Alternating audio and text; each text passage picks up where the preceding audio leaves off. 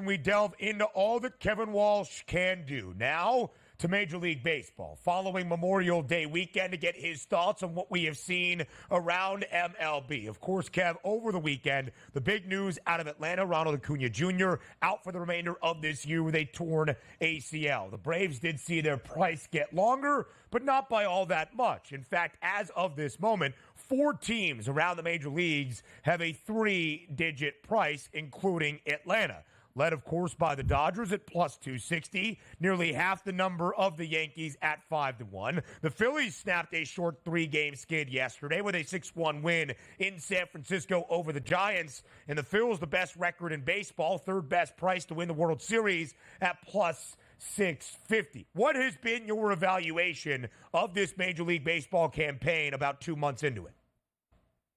Well, I mean, the New York Yankees are quite the story because, oh, look, they finally added a star caliber player, and there you go. I know the pitching's been amazing. I get it. It's obviously a big part of it. But Aaron Judge, for the first month of this season, was awful, and the Yankees were still great. And now he's woken up, and it's a 1-2 race at the top of the American League MVP board between Judge and Soto. And it's one of those things where now we project the Yankees as far as the postseason goes, which they're, of course, expected to make, and they're expected to win the American League East and potentially have the best record overall in the AL. And you look at it and go, okay, we like the pitching now, right? You would think Garrett Cole would pitch in the postseason. The Yankees are going to be able to continue to be very cautious with bringing him back. But when you get to that lineup, it's not a one-man show. Again, I'm sure you guys talk about it all the time here on the early line when you go through the daily baseball card. But I remember so often last year, 2 years ago, we'd run through a Yankees lineup and Donnie would go, only Judge. That's it. You'd have names, LeMahieu, Rizzo, but they weren't hitting. Stanton, they weren't delivering. It's a team now that has 2 guys they can lean on.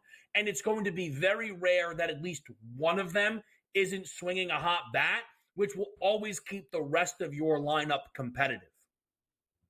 There is parity in Major League Baseball, and that parity usually shows up in the playoffs as opposed to the regular season where really it's supposed to. But if I'm looking at the top 4 teams in Major League Baseball and splitting them up, Kevin, 2 and 2, 2 National League teams, 2 American League teams, to me, it really is the Dodgers and the Phillies, the Yankees, and also the Orioles, and I don't see much pushback from anybody behind them. The Braves would have been there, but you can't lose a Cy Young pitcher and an MVP and expect still to be yourself. And also, the Philadelphia Phillies with a 5 or 6 game lead now this early. Typically, you were down 5 or 6 games this early to the Braves to try to chase them down. Outside of those top 4 teams, do you see any other teams that can sort of creep into that equation? Because for me, it looks like the top 4 and everybody else.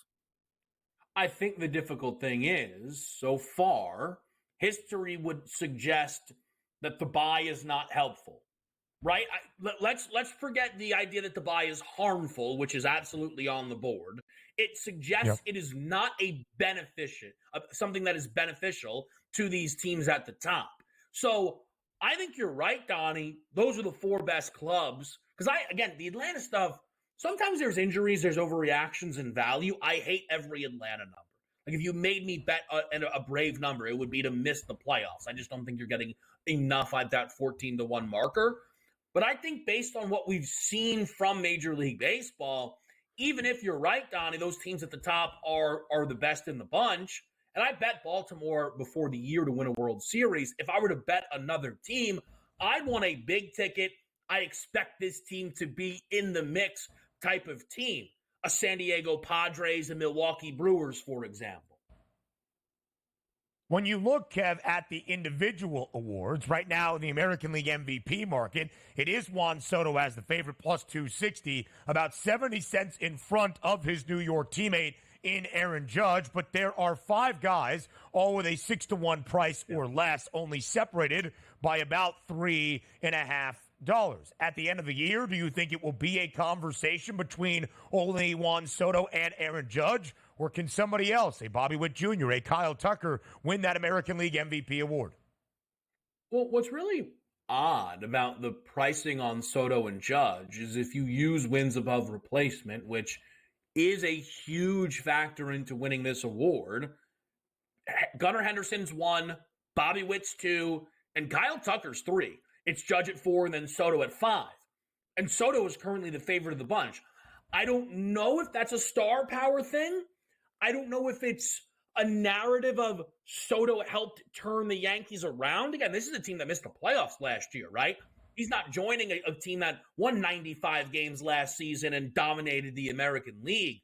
I don't know if that's we trust Soto to keep this up a lot more than everyone else. But again, if season ended today, if Soto won that award, it would, I think, have to then be under the idea of he turned the Yankees season around and he gets the lion's share of the credit for that.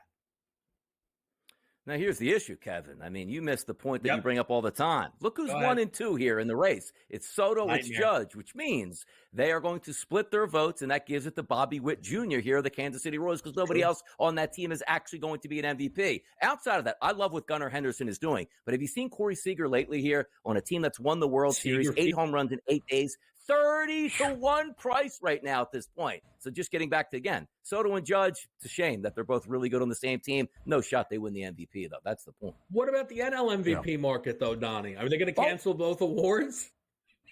Look, you got to do that. Look, no Dodgers, no Yankees here. You just give it to the next best player with only one guy fighting for that award. That's how everything is won here in the MVP market here, BSS.